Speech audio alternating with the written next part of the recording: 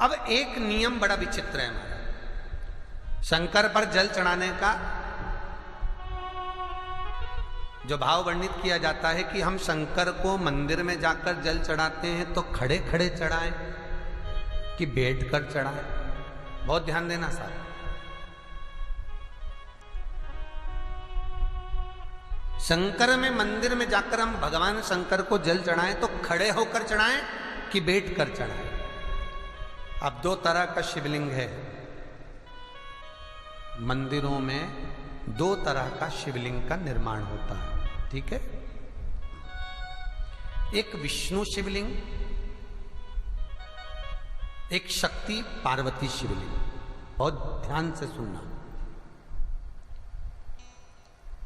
दो तरह का शिवलिंग मंदिरों में होता है, दो तरह का शिवलिंग मंदिरों में होता है, समझ लेना बहुत अच्छी तरह से। एक शिवलिंग वो होता है जो जमीन पर डायरेक्ट जलाधारी रहती है, शिवलिंग रहता है, ऐसी जलाधारी पूरी की पूरी, और शिवलिंग जमीन पर रखा रहता है, भूमि पर रखा रहता है, डायरेक्ट जमीन पर। आप जल ले जाकर चढ़ाए, निकल गया रास्ते से। एक शिवलिंग जो जमीन पर डायरेक्ट शंकर भगवान की जलाधारी और शिवलिंग रखा रहता है, वो शक्ति शिवलिंग कहलाता है। माता पार्वती का हस्तकमल उस शिवलिंग के सम्मुख में। और दूसरा शिवलिंग एक डमरू जैसा होता है। अब वो हम उसको कैसे वर्णन, एक डमरू शिवलिंग होता है, ऐसा उसका स्टैंड होता है, ऐसा स्टैंड होता है, नीचे शिवलिंग रखने की जगह होती, फिर ऐसा होता है, फिर उसके ऊपर इस तरह शिवलिंग रखा होता है। देख, दर्शन करें आप लोगों ने। अब फिर इसके ऊपर शंकर भगवान का शिवलिंग रखा होता है, ठीक है। इस तरह का जो शिवलिंग होता है, एक डायरेक्ट नीचे रखा हुआ शिवलिंग और एक भगवान जो नीचे डमरू जैसी आकृति होती है, इस पे जो डमरू जैसा जो भाग बना होता है, ये भगवान विष्णु का हस्तकमल है, और ऊपर का जो भाग है वो भगवान ब्रह्मा का हस्तकमल है। इसको विष्णु शिवलिंग कहते हैं।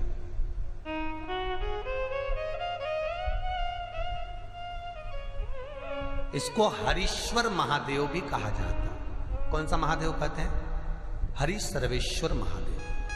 हरीश्वर महादेव भी कहते हैं, हरि सर्वेश्वर भी कहते हैं। तो डमरू जैसा जो शिवलिंग का निर्माण हुआ है मंदिर में, अगर शिवलिंग ऊंचा है, शिवलिंग थोड़ी सी हाइट पर है, ऊंचाई पर है, और डमरू जैसा भाग फिर उसके ऊपर जलाधारी के बाद शिवलिंग निर्माण किया गया है, तो वो विष्णु शिवलिंग कहलाएगा, वो हरीश्वर शिवलिंग कहलाएगा, वो हरिवंश शिवलिंग कहलाएगा, हरीश्वर कहलाएगा। और जो डायरेक्ट सीधे जो रखा हुआ है, 12 ज्योतिर्लिंग के अगर आप दर्शन करेंगे तो कहीं पर भी आपको विष्णु शिवलिंग नहीं मिलेगा, केवल एक नागेश्वर को छोड़कर। कहां पर छोड़कर? जम के बोलिए। केवल एक नागेश्वर। नागेश्वर को छोड़कर बाकी के जितने 12 ज्योतिर्लिंग में शिवलिंग के दर्शन करोगे, सब शक्ति शिवलिंग मिलेंगे, सब जमीन पर। आप जितने भी देखेंगे, काशी का देखेंगे, महाकालेश्वर देखेंगे, तो डायरेक्ट जमीन पर जलाधारी बनी है महाकाल बाबा की, डायरेक्ट जमीन पर बनी है, कोई ऊंचाई नहीं है, डायरेक्ट जमीन पर फिर शिवलिंग है। ओमकारेश्वर देख लीजिए, ममलेश्वर देख लीजिए, आप चाहें तो विश्वनाथ देख लीजिए, डायरेक्ट जमीन पर। सोमनाथ देख लीजिए, डायरेक्ट जमीन पर। केदारेश्वर देख लीजिए, डायरेक्ट जमीन पर। भीमाशंकर, वैद्यनाथ, डायरेक्ट। आप वेदनाथ जी के लाइव प्रसारण कभी चालू कर देखना, डायरेक्ट जमीन पर, डायरेक्ट। तो जितने भी शिवलिंग हैं सारे के सारे शक्ति शिवलिंग हैं। जो डमरू के भाग पर रखा हुआ है वो हरीश्वर शिवलिंग, विष्णु के हस्तकमल पर जो रखा है, तो शास्त्र कहता है आप शक्ति शिवलिंग का जब जब अभिषेक करें, बहुत ध्यान रखना अपनी जिंदगी में इस प्रसंग को, जो शक्ति शिवलिंग हो उस पर जब भी जल चढ़ाना तो बैठकर चढ़ाना, बैठकर चढ़ाना।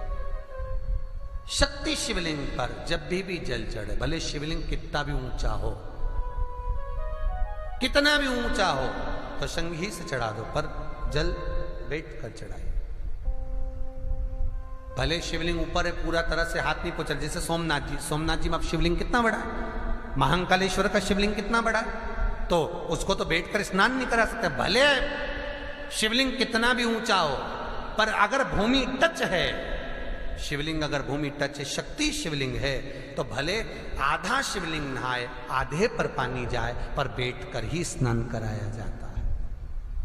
और महाराज यदि हरीश्वर शिवलिंग है, अर्थात भगवान विष्णु के हस्त कमल पर, ब्रह्मा के हस्त कमल पर यदि शिवलिंग है, तो वो शिवलिंग का जब भी स्नान कराएंगे, अभिषेक कराएंगे, पूजन कराएंगे, तो खड़े होकर ही करना है। और खड़े होने का भी तरीका होता है, दोनों चरण बराबर में रखकर कभी भी शंकर भगवान के शिवलिंग का स्नान नहीं कराया जाता।